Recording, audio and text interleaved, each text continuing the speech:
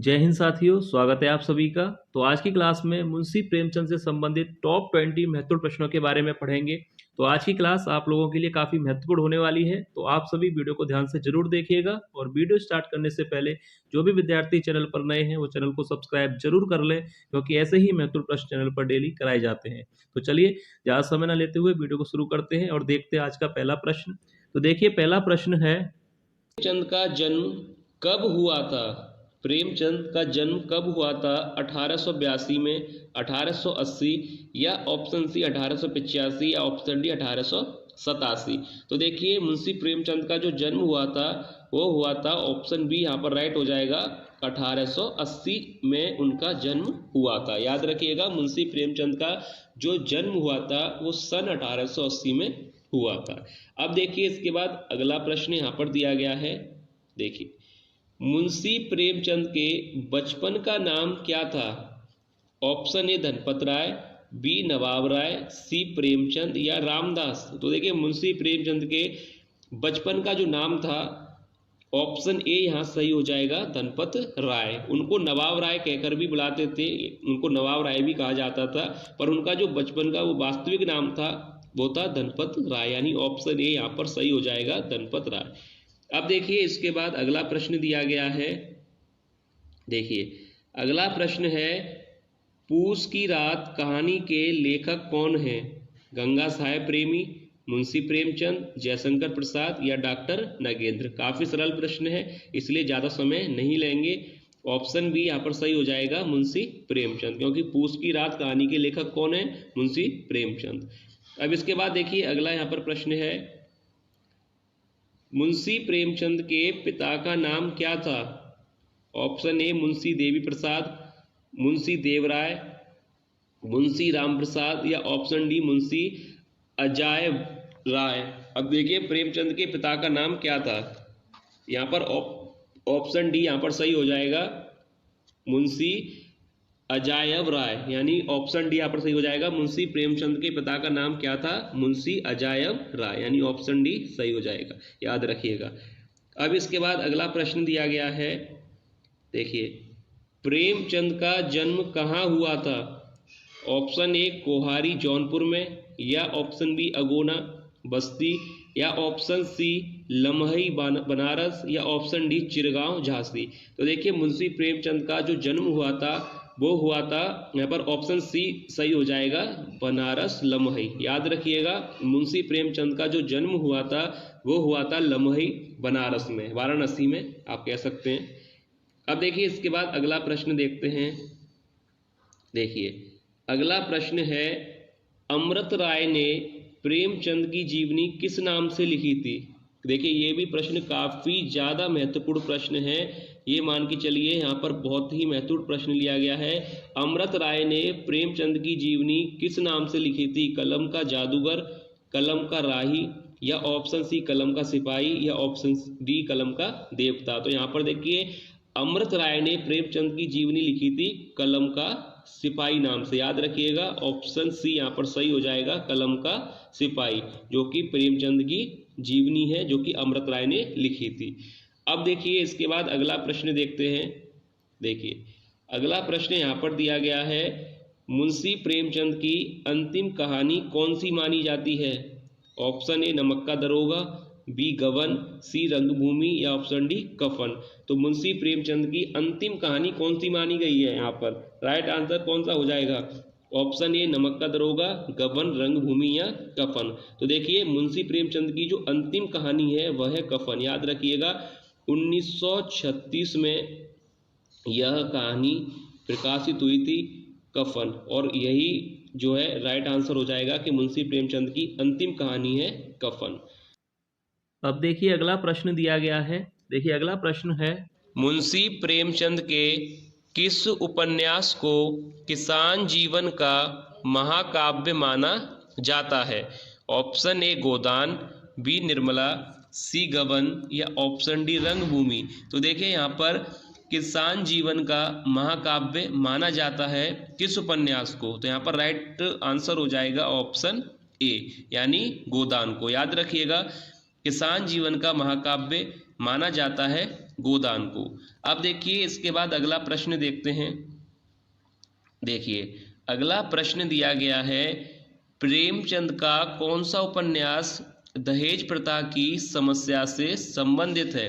प्रेमचंद का कौन सा उपन्यास दहेज प्रथा की समस्या से संबंधित है? ऑप्शन ए गबन, बी निर्मला, सी कर्मभूमि या ऑप्शन डी रंगभूमि। तो देखिए यहाँ पर इस प्रश्न का जो राइट आंसर होगा ऑप्शन बी निर्मला। याद रखिएगा यहाँ पर राइट आंसर हो जाएगा ऑप्शन बी निर्मला। निर्मला जो है दहेज प्रथा की समस्या से संबंधित उपन्यास है। अब देखिए इसके बाद अगला प्रश्न देखते हैं। देखिए अगला प्रश्न दिया गया है, प्रेमचंद की कहानी ईदगाह किस पत्रिका में प्रकाशित हुई? देखिए कितना महत्वपूर्ण प्रश्न है, आपके एग्जाम के लिए प्रश्न पूछा गया है कि प्रेमचंद की कहानी ईदगाह किस पत्रिका में प्रकाशित हुई? ऑप्शन ए चांद पत्रिका में, बी माधुरी पत्रिका में, सी हंस पत्रिका में या ऑप्शन डी सरस्वती पत्रिका में। तो देखिए प्रेमचंद की कहानी ईदगाह किस पत्रिका में प्रकाशित हुई थी? याद रखिएगा ऑप्शन ए यहाँ पर सही हो जाएगा, चांद पत्रिका में। काफी महत्वपूर्ण प्रश्न लिए गए हैं, इसलिए आप लोग एंड तक जरूर देखिएगा। अब देखिए इसके बाद अगला प्रश्न देखते हैं, दिया गया है। देखिए शतरंज के खिलाड़ी कहानी कब प्रकाशित हुई थी? शतरंज के खिलाड़ी कहानी कब प्रकाशित हुई थी? 1924 में, 1925 में या 1926 में या 1927 में? तो देखिए शतरंज के खिलाड़ी कहानी कब प्रकाशित हुई थी? याद रखिएगा यहाँ पर राइट हो जाएगा ऑप्शन ए 1924 में। याद रखिएगा 1924 में शतरंज के खिलाड़ी कहानी का प्रकाशन हुआ था। यहाँ पर ऑप्शन ए राइट हो जाएगा 1924। अब इसके बाद अगला प्रश्न देखते हैं। 20 प्रश्न लिए गए हैं और काफ़ी ज़्यादा महत्वपूर्ण प्रश्न लिए गए हैं, तो आप सभी वीडियो एंड तक जरूर देखिएगा। अब देखिए इसके बाद अगला प्रश्न था कि मुंशी प्रेमचंद ने निर्मला उपन्यास कब लिखा था? यानी निर्मला उपन्यास का भी प्रकाशन कब हुआ था, यहाँ पर पूछा गया है। तो देखिए इस प्रश्न का जो राइट आंसर हो जाएगा, यहाँ पर ऑप्शन दिए गए हैं 24 में या 1925 में, 1926 में या 1927 में। तो अभी पहला जो प्रश्न आपने पढ़ा था उसमें पूछा गया था कि शतरंज के खिलाड़ी का प्रकाशन कब हुआ था, तो वहाँ पर राइट आंसर था 1924।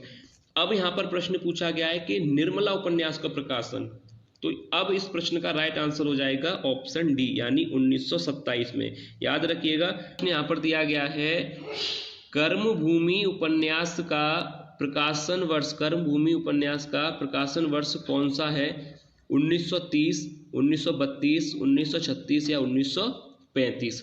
तो देखिए अब फिर यहाँ पर पूछा गया है कर्मभूमि का। अभी कायाकल्प उपन्यास का प्रकाशन वर्ष पढ़ा था, अब इसके बाद पूछा है कर्मभूमि उपन्यास का।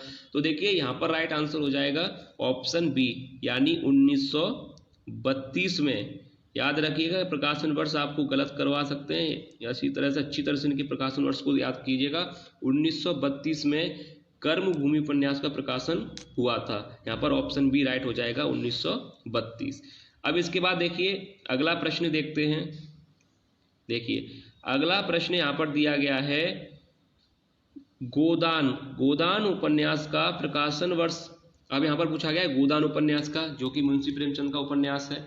अब गोदान उपन्यास का प्रकाशन वर्ष कौन सा होगा? 1930, 32, 36 या 35? तो इनमें से एक ऑप्शन यहाँ पर सही होगा, 1930 में, 32 में, 36 में या 35 में। तो देखिए गोदान उपन्यास के बारे में अगर पूछा जाए कि गोदान उपन्यास का प्रकाशन वर्ष कौन सा है, तो राइट आंसर हो जाएगा ऑप्शन सी। यहाँ पर राइट हो जाएगा 1936 में गोदान उपन्यास का प्रकाशन हुआ था। याद रखिएगा गोदान उपन्यास का प्रकाशन हुआ था 1936 में। अच्छी तरह से याद कीजिएगा क्योंकि आप लोगों को गलत हो सकता है, क्योंकि कन्फ्यूज़न हो सकता है सन में। अब देखिए यहाँ पर मैंने काफ़ी सारे उपन्यास के प्रकाशन वर्ष आपको बता दिए, तो आप अच्छी तरह से वीडियो को देखिएगा, एक बार फिर से देखिएगा और अच्छी तरह से इनके उपन्यास के प्रकाशन वर्ष को याद कीजिएगा। अब इसके बाद देखिए अगला प्रश्न यहाँ पर देखते हैं। अगला प्रश्न दिया गया है, देखिए अगला प्रश्न है सूरदास प्रेमचंद के किस उपन्यास का पात्र है? ऑप्शन ए रंगभूमि, कायाकल्प, सेवा सदन या गोदान। ये भी काफ़ी महत्वपूर्ण प्रश्न है, काफ़ी अच्छा प्रश्न है एग्जाम के लिए। एक बार मैं बता दूं आप लोगों को, एग्जाम में आपसे पूछा जा सकता है कि सूरदास प्रेमचंद के किस उपन्यास का पात्र है। तो यहाँ पर देखिए राइट आंसर हो जाएगा ऑप्शन ए रंगभूमि। याद रखिएगा, सूरदास प्रेमचंद के किस उपन्यास का पात्र है? रंगभूमि का। काफ़ी महत्वपूर्ण प्रश्न है, अच्छी तरह से याद रखिएगा कि रंगभूमि जो उपन्यास है उसमें सूरदास एक पात्र का नाम है, याद रखिएगा। तो ये प्रश्न आ सकता है, तो रंगभूमि इस प्रश्न का राइट आंसर होगा।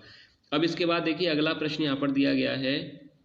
अब देखिए फिर यहाँ पर एक प्रश्न है कि होरी प्रेमचंद के किस उपन्यास का पात्र है। अभी सूरदास पूछा गया था, वो रंगभूमि उपन्यास के पात्र थे।